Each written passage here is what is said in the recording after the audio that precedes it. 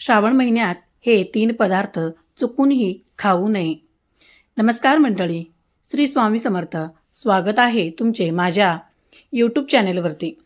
आजचा दिवस तुम्हाला खूप छान सुखाचा आनंदाचा जावो हीच मी स्वामीचरणी प्रार्थना करते आणि आजचा हा नवीन व्हिडिओला सुरुवात करते. येत्या 13 ऑगस्टपासून पवित्र अशा श्रावण महिन्याची सुरुवात होणार आहे.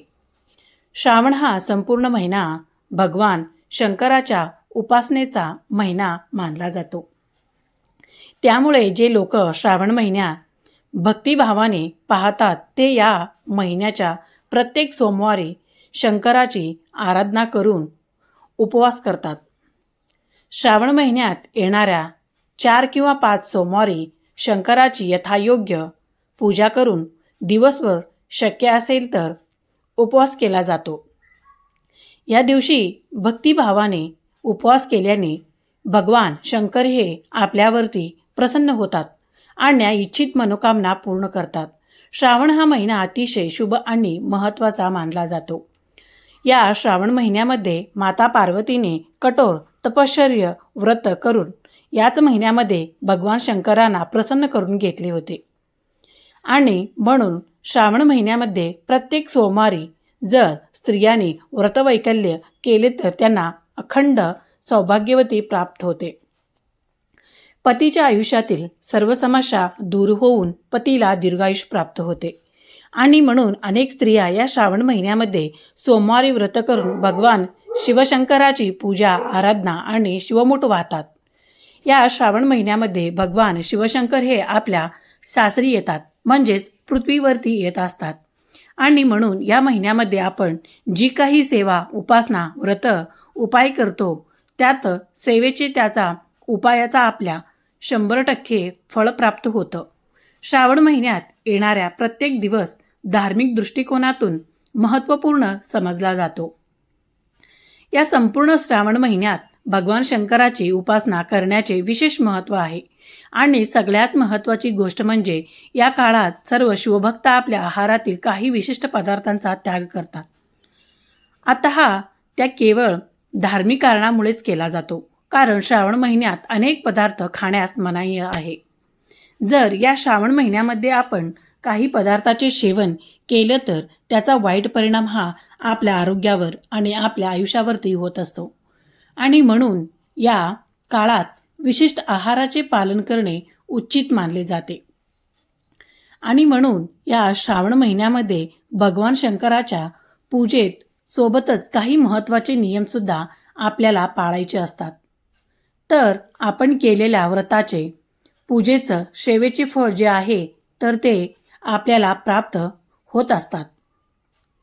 आणि म्हणून आजच्या व्हिडिओमध्ये मी तुम्हाला अतिशय महत्त्वाची माहिती सांगणार आहे. या श्रावण महिन्यामध्ये तुम्ही एक वेळ उपाशी राहिले तरी चालेल, परंतु श्रावण महिन्यामध्ये हे 3 पदार्थ चुकूनही खाऊ नका, नाहीतर तुम्हाला आयुष्यभर पश्चाताप करावा लागेल. घरात गरिबी आणि दारिद्र्यता ही आल्याशिवाय राहणार नाही. घरातून लक्ष्मी ही काढता पाय घेईल आणि भगवान शिवशंकर हे तुमच्यावरती क्रोधित होतील. तर असे कोणते पदार्थ आहेत ते आपल्याला या श्रावण महिन्यामध्ये सेवन करायचे नाहीत. ही गोष्ट 99% लोकांना माहीत नाही आणि म्हणूनच याबद्दलची संपूर्ण माहिती या व्हिडिओमध्ये मी तुमच्यासोबत शेअर करणार आहे. त्यामुळे तुम्ही हा व्हिडिओ स्किप न करता शेवटपर्यंत नक्की बघा. चॅनलवरती नवीन असाल तर सबस्क्राईब करा आणि तसेच महत्त्वपूर्ण व नवीन व्हिडिओ पाहण्यासाठी बेल आयकॉनलाही प्रेस करा, म्हणजे जेव्हा कधी मी नवीन व्हिडिओ अपलोड करेन त्याचा नोटिफिकेशन सर्वात अगोदर तुम्हाला भेटेल आणि तुम्ही एकही पण व्हिडिओ मिस करणार नाही. तसेच कमेंट बॉक्समध्ये ओम नमः शिवाय हा मंत्र नक्की लिहा, जेणेकरून या श्रावण महिन्याचा संपूर्ण फळ तुम्हाला प्राप्त होईल.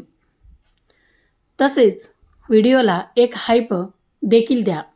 आज या व्हिडिओमध्ये मी तुम्हाला जे काही पदार्थ सांगणार आहे, ज्या काही भाज्या सांगणार आहे, तर त्या तुम्हाला संपूर्ण श्रावण महिन्यामध्ये वर्ज्य करायचे आहे आता हा महिना व्रतवैकल्याने भरलेला असून अर्धाहून अधिक दिवस उपवासाचे असतात आणि बाकी दिवस सणासुदीमुळे आपण घरामध्ये गोडधोडाचे जेवण बनवत असतो, पण त्यातच काही पथ्य असतं. म्हणून श्रावण महिन्यामध्ये आहाराबाबत अशी काही पथ्य सांगितली जातात. त्याचं पालन केल्याने व्यक्ती सुखासुखी जीवन जगू शकतो. शास्त्रानुसार श्रावण महिन्यात आहारात याचा पथ्य पाळण्यास माणसाला दीर्घायुष्य मिळतं आणि या महिन्यात केलेले व्रताचे आपल्याला संपूर्ण शुभफळ हे प्राप्त होते. तर सर्वप्रथम पहा, या श्रावण महिन्यामध्ये आपल्याला मांसाहार हा अजिबात करायची नाही. मांसाहार पूर्णपणे वर्ज्य ठेवायचा. आपल्याला या संपूर्ण श्रावण महिन्यामध्ये आपल्याला घरामध्ये मांसाहार हा अजिबात बनवायचा नाही आणि तो सेवन देखील करायची नाही. तेवढेच नाही तर या महिन्यामध्ये आपल्याला मांसाहाराला स्पर्शसुद्धा करायचा नाही. तसेच बाहेर जाऊन सुद्धा आपल्याला मांसाहार हा अजिबात करायची नाही. श्रावण हा महिना अतिशय पवित्र मानला जातो. या पवित्र महिन्यामध्ये आपले शरीर, मन हे पवित्र असणे खूप महत्त्वाचे आहे आणि म्हणूनच आपल्याला या श्रावण महिन्यामध्ये मांसाहार हा अजिबात करायचा नाही. त्याचबरोबर आपण सर्वजण जवळपास 99% लोक या श्रावण महिन्यामध्ये श्रावण सोमवारचं व्रत करत असतात आणि हे व्रत करत असताना आपल्याला चुकूनही वरीची सेवन करायची नाही. वरीची, ज्याला आपण भगरसुद्धा म्हणत असतो, तर ती आपण उपवासामध्ये खात असतो, परंतु सोमवारच्या व्रतामध्ये वरी ही पूर्णपणे वर्ज्य मानली जाते. तर चुकूनही कोणत्याही दादानी किंवा ताईनी या श्रावण महिन्यामध्ये सोमवारी व्रत करत असेल तर त्यांनी भगरची सेवन जे आहे तर ते अजिबात करायची नाही. त्याचबरोबर बघा, अनेक जण या श्रावण महिन्यामध्ये श्रावण शनिवार सुद्धा व्रत केली जातं.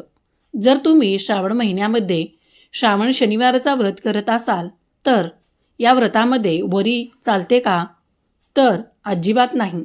कारण हे जे व्रत आहे ना, हे सुद्धा भगवान शिवशंकराचा व्रत आहे. म्हणून शंकराच्या कुठल्याही व्रतामध्ये वरी जी आहे तर ती चालत नाही. म्हणून तुम्ही शनिवाराचा व्रत करत असेल तरी तुम्हाला वरी वर्ज्य आहे, तर अजिबात खायची नाही. त्याचबरोबर व्रत म्हटलं की व्रतामध्ये अनेक प्रकारची फळंसुद्धा खाल्ली जातात. तर फळं खाताना आपल्याला यामध्ये फणस जे आहे तर त्याचं अजिबात सेवन करायची नाही. फणसाचे सेवन हे आपल्याला या सोमवारच्या व्रतामध्ये पूर्णपणे वर्ज्य करायचे आहे.